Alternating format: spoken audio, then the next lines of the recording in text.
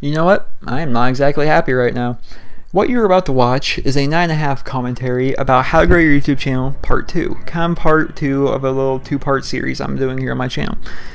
I just did this whole video, but my audio program, I use Audacity mind you, decided that it didn't want to work. It didn't record. It just says it had an error occurred and had to shut down. And so I'm redoing a whole video, which I never ever remake a video just because I try and make all my commentaries on the first try.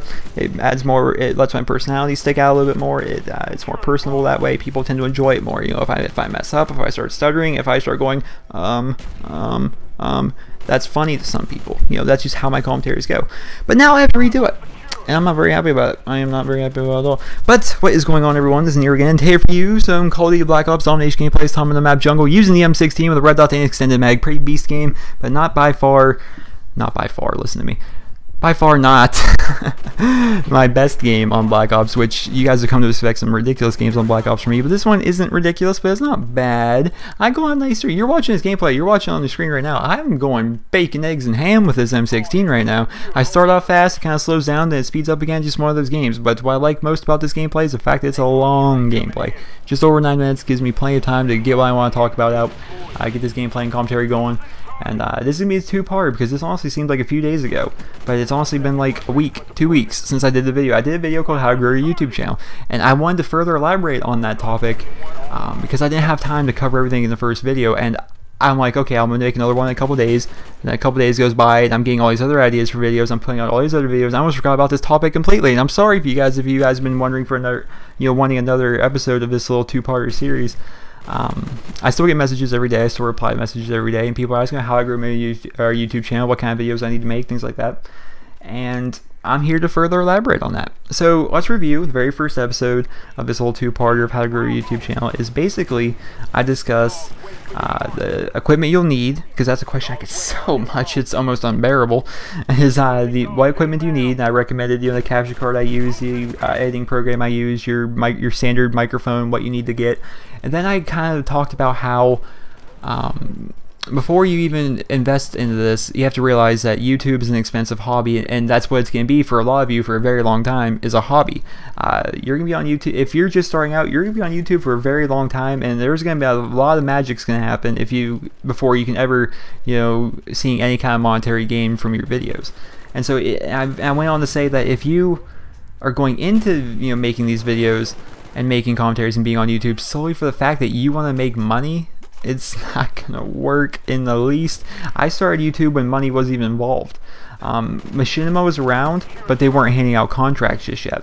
I just wanted to be on YouTube, just like my favorite YouTube stars. Much like I'm sure a lot of you, the whole reason you guys want to make videos in the first place is some of your favorite YouTube stars. Boys Gamertag, Wings of Redemption.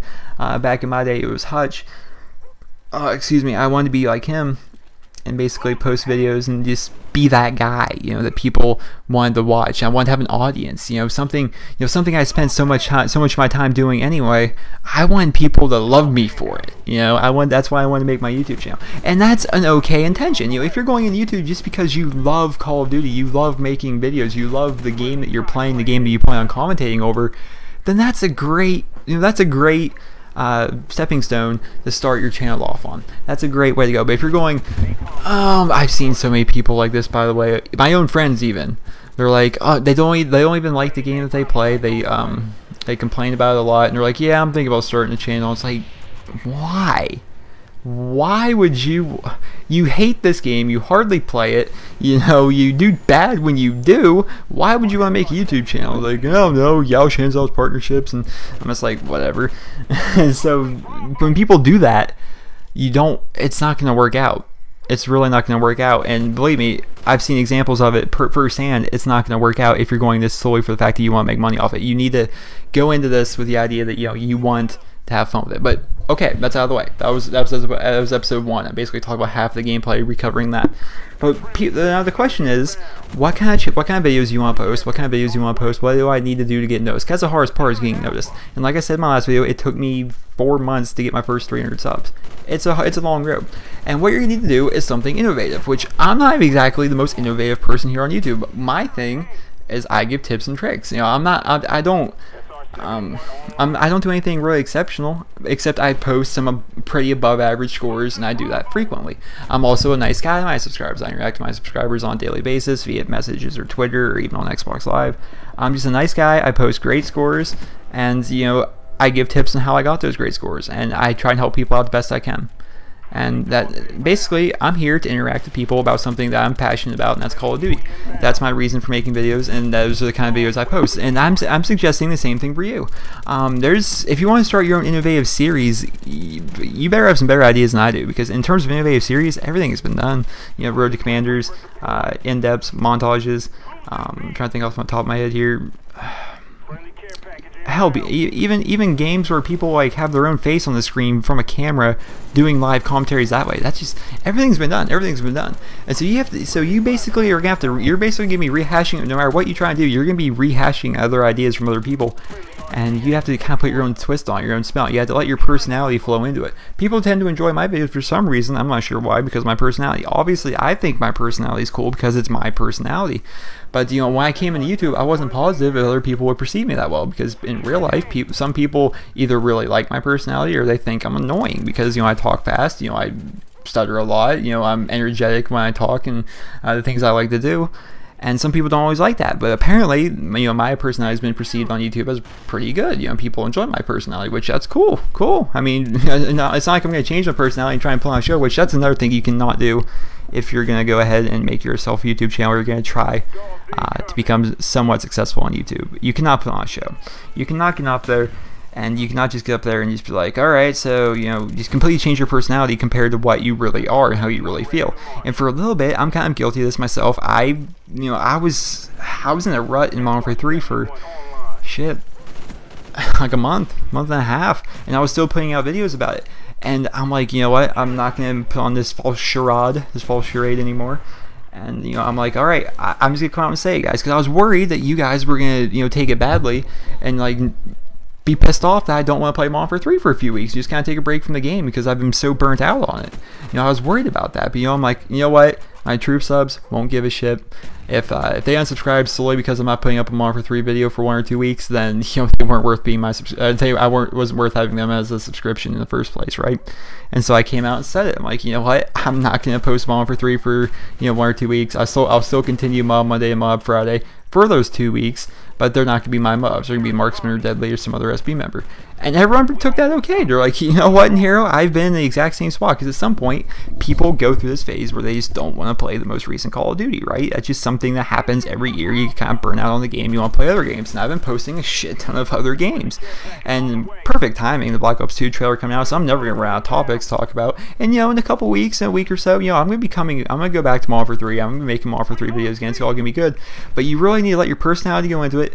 Don't put on a false charade, don't, just be yourself. And if your personality is marketable, whereas people are going to be subscribing to you and people find you entertaining, then it's going to happen for you. It's all going to come down to the time, it's all going to come down to the effort that you put into your videos day in and day out.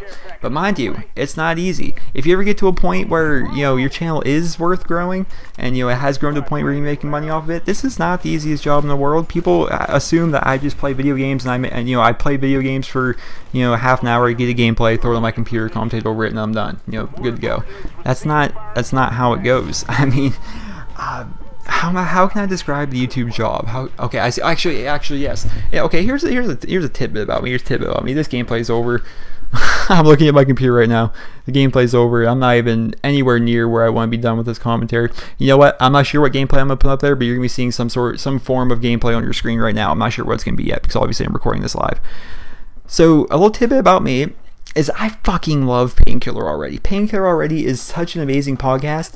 You can't get my attention for 2.5 hours to watch a movie, but I will watch 2.5 hours of Painkiller Already like it's nothing. Well, I don't actually watch it. Like, I listen to it while I play Grand Theft Auto or Fortress Craft or something like that, and listen to it, and it's so entertaining to me. And I forget which episode I was watching, but they kind of elaborated on what the YouTube job is, and how basically someone kind of elaborated for you. Basically, the YouTube job is picture having to do a book report, or possibly even just a book report, oral presentation, but instead of impressing your teacher, you need to impress the entire student council body, or entire student body. for your school. So picture like, obviously if you're gonna be making any form of money on your videos, you're gonna have somewhat of a bigger channel. You're gonna be getting at least 1,000, 2,000 views a video, right?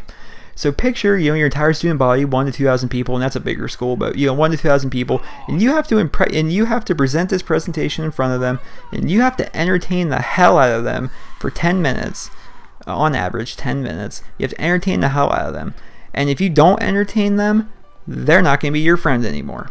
That's kind of that's kind of what they said, and that's kind of my interpretation of it. You know, it's rough. It's nerve-wracking sometimes, because you know, if you can't just wake up and be like, I don't have a topic, I'm going to talk about nothing, and you just go with it. Those kind of videos, those kind of low-effort videos, cause for a dead channel. And what a dead channel is, ladies and gentlemen, is if you have a bunch of subscribers, but those subscribers don't watch your videos solely because they've grown bored of you. Because, you know, they see you in their sub box, but they're like, you know what, the last 2 videos I saw from this person were not up to the standards I'm expecting, and I do not want to watch that video. And they just don't take the time to unsubscribe. You don't want that. Now, I understand I have somewhat inactive subscribers, which everyone does. I mean, I think FPS Russia is like the only person that actually gets, you know, more views per video than he actually has subs. But you don't want to be one of those channels with like 10,000 subs with like, you know, 200 views a video, like a certain team channel that I know of. Well, that used to be a team channel, now it's more of a community channel, but I'm not going to call it out, but I'm sure you know what I'm talking about. You don't want to become one of those channels. So basically, you know, to elaborate further, to kind of review on this, you need to be somewhat innovative with what you do, but you don't have to go buck wild with it. You know, you just relax, have fun with it. That's the key thing, is to have fun with it, so you don't burn yourself out on it, so you don't get tired of it, and so you actually enjoy what you do. Let your personality flow into it. Don't, you know, make up a false personality, or, you know, a false identity of just pretend, you know, be the same person on screen as you are in real life. And if it's meant to happen, it's going to happen. If people have an interest in you and what you do, it's gonna happen eventually. There's no tricks to, you know, gaining subscribers. There's no tricks, you know, there's no website I can link you to that will, you know, shout out your channel. And by the way, don't go begging for shout outs. Shout outs are there for a reason. Shout outs are, I can't imagine the amount of messages I get people asking me for shout outs because I got one from Drifter. The thing I got from Drifter was from a subscriber named War Fangslayer. Sent Drifter a message saying, Nero has a great channel, but it's rather small. I want it to be bigger. And secretly he wants it to be bigger, but he's not going to say it. He won't come out and say it. So will you do a dual com with him? And Drifter, out of kindness of his heart, decided to do it. I didn't go to Drifter and say, dude, please give me a dual com. No, Drifter came to me and, out of the kindness of his heart, offered to help out my channel because a subscriber who I have apparently affected in some way, obviously, you know, he likes content I post, and he's somewhat infatuated with my channel and myself, that he went out on a limb and just went out there and asked Drifter to do a dual com with me, and Drifter did. And those are what shoutouts are for. If someone genuinely likes your gameplay, someone genuinely likes your commentary, something like that, those people will give you shoutouts. You know, they'll do it of their own free will. You know, you don't go begging for shoutouts. That's the worst thing you can do. That's a low move, dude. That's terrible. Don't do that. But yeah, I guess it's about time. I guess that's about all I have to say about growing a YouTube channel. It's a long process, it really is. But if you're really committed to it, you have to realize you have to make the commitment to do this day in and day out. I mean, at least a video a day. That's how you get your channel. That's how you get your channel going. You know, you get at least a video a day, and you'll get better. Your gameplays will get better, and you're gonna have a fun time with this. So this has been Nero. Hope you guys all enjoyed this gameplay and commentary. And if you did, remember to rate it. And I hope you guys all have a wonderful day.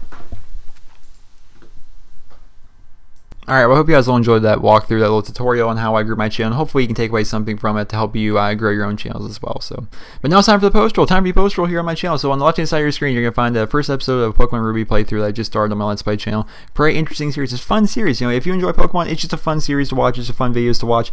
If you like Pokemon, go ahead and click that annotation right there. It's right on your screen. On the right hand side of your screen is a video about CNN. CNN is being featured on CNN, as well as Eon Interactive being featured with Forbes. So both pretty interesting videos. If you're around here, you like my gameplay, like my commentary, like things that I do, you can click subscribe. There's a link in the description to follow me on Twitter, and on the bottom right side of the screen is the mystery box, ladies and gentlemen, boys and girls. So, you know, just click away, click wherever you like clicking. It'll open up the new tab for you. Remember to rate the video, and I sincerely hope you guys all have a wonderful day.